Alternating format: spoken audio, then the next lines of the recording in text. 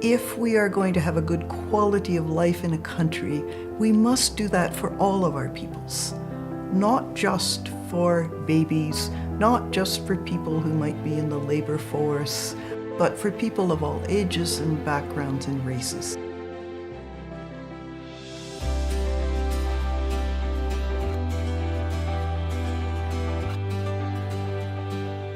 About a year and a half ago, the United Nations brought together countries from around the world to develop a set of goals in which each country would think about how it is that they're going to make their places, their populations, their environments sustainable.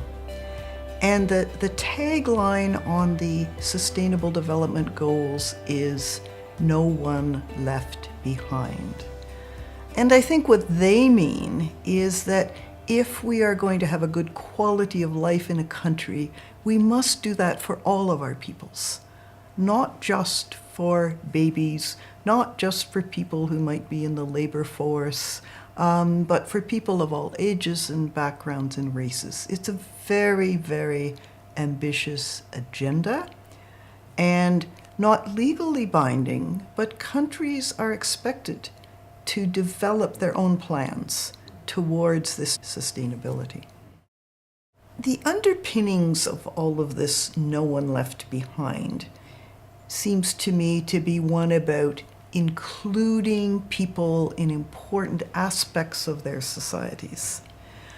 And if we're thinking about older people, we're thinking about people of any age, that requires us in all nations to look at issues like, are people involved in making decisions about the direction that their country takes or the quality of their community? Are they able to vote, to be full citizens? It means things like, do people have good quality social connections and social relationships? If there's something that an older person or a person of any age needs, do they know the people and the places where they can get those services? It means access to services, whether they're health services or social services. And it means having communities that are good places for people of all ages.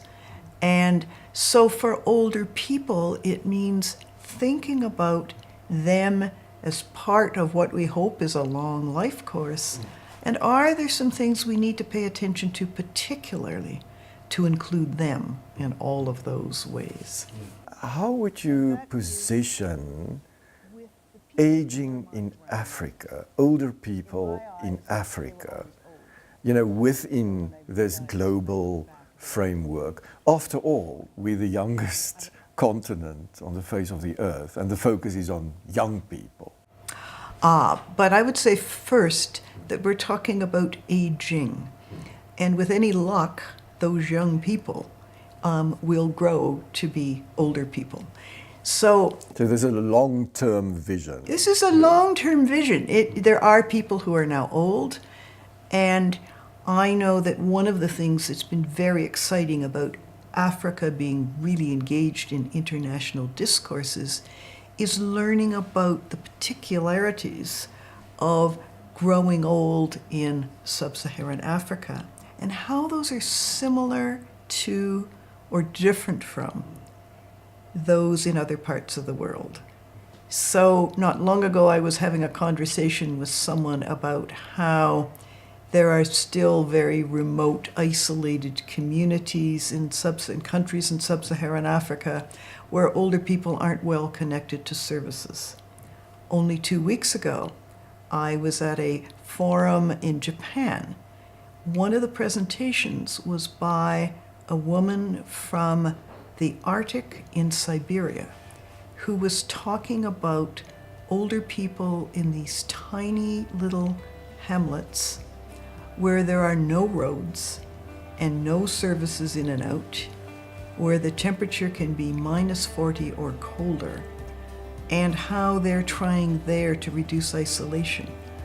different in all kinds of ways, but the same in many ways. I don't think we have known enough about our commonalities because we haven't had all parts of the world engaged in the conversation. It doesn't matter how many people are old.